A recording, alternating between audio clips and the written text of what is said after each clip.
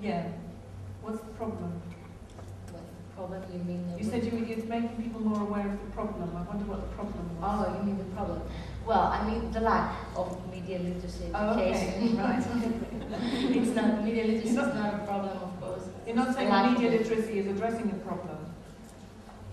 Well, no, media literacy can solve the problem of misperception by the media, and you can use the media in a creative and critical way, and then be a judicious consumer, and then be a good citizen in a democratic society. So this is a very harmful and useful tool, but all citizens should be. There's a problem in that sense, yeah. So it's interesting to me that you've built a broad consensus. Do you feel that all the agencies that are working with you are, as we say in English, singing from the same hymn sheet? They agree?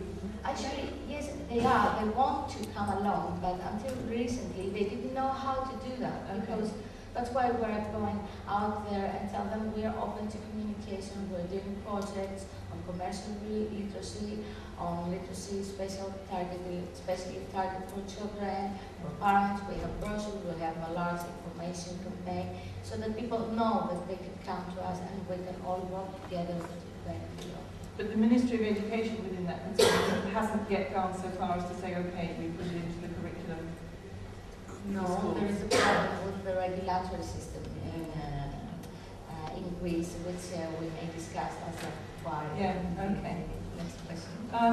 So in contrast to that, Zuzana, in Hungary, you have some elements of media education there in the curriculum. So is it very much driven by the Ministry of Education, or is other players in the game? Well, many times we're asked about the recipe of this success. There is no recipe. Actually, the true story is that we had the film aesthetics as a compulsory subject in the late 70s for a few years, but after the Hungarian National Film Archive, the film institution, participated in that. But then it didn't continue. And in the end of the 80s, a few very enthusiastic filmmakers visited schools, and they had to elaborate some methodology how to teach the filmmaking, and then they understood that it could be a crucially important part of every school curriculum. So they started to work, and they found charismatic, great personalities, teachers in Hungary who were separated from each other, independently from each other. They collected them, and then created the Hungarian Association of Media Educators. It was a civic organization, but it started to work as a lobby group. It went to the Ministry of Culture and Education regularly. And we were so lucky that we found the right people in the Ministry of Education who were aware of the great opportunity of media education, who understood that the interest also of the government and the ministry to educate media literate generation. So we got the first support to develop the first curriculum. It was not a compulsory subject, that was an option. But then a great number of teachers realized that media education can be a new channel to their students, because it's so contemporary, it's so much about themselves and their environment, that we got a lot of new partners. So this NGO, together with the Ministry of Education, made the first steps. And also the National Broadcast Regulatory Authority gave some financial support, but we can never plan for long term. And another thing, that the world of school is very far from the school of media industry. And the representatives of media industry are coming to us for list of teachers, a list of headmasters. They want to get to the school, but they know how to do it. And from the opposite side, the headmasters of school are coming to us for help how they could get closer to the media industry, because if it's a compulsory subject, the teachers should know more about the practice of the industry, but they couldn't find each other. So we founded a foundation, the Visual Works Foundation, which is between the media industry and the education field, and it works as an advisor. It's like a channel between them, because you really need a translator. This is our experience. Yeah. So it's interesting that in Hungary, the sort of a cultural driver was a really important factor. What I find interesting about that story is that we have a very similar story in the UK that also was a cultural driver. But the difference is your government was interested and ours wasn't.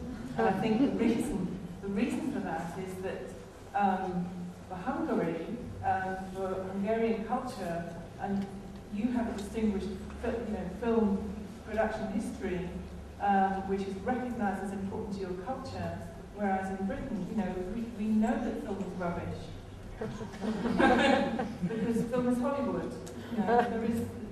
And the British film industry is so pathetically small.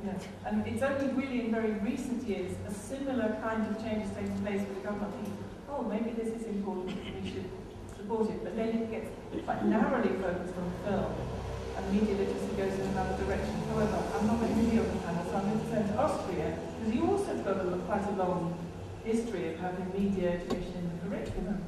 But what drove that? Why is it there? Well, it's a long story and sort of a very thrilling story.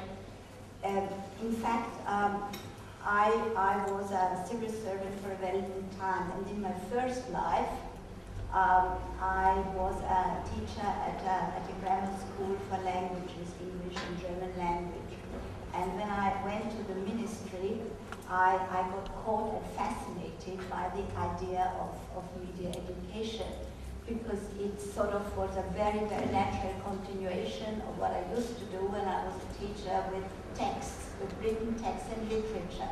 And it was a completely new way. So I got caught in that, and I sort of went in for a very ambivalent role by sort of making teachers do and making them become autonomous, which is of course a paradox in itself. But Austrian people have a very strong sense of sort of following what authorities say. So the ministry, of course, and the ministry's representatives have a high standing. That way, this legal document came out, and I acted more or less as a missionary, a very devoted missionary for media education, and of course was invited to all kinds of meetings that other bodies, new media, Microsoft, and so Sega Internet had. And in a sort of a subversive practice, I started sort of introducing the idea of a critical, creative culture, the 3 Cs from the Charter for European Charter for Media Literacy.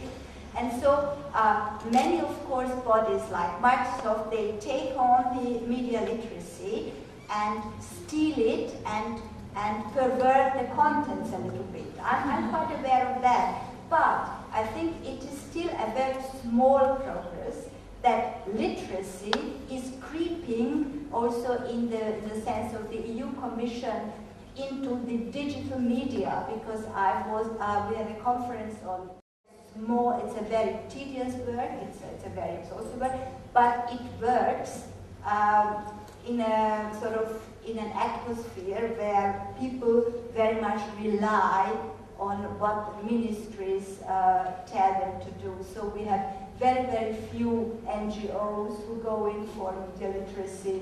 I've always tried to create lobbies from outside because to get, of course, on the nerves of the various ministers is a very tiring process.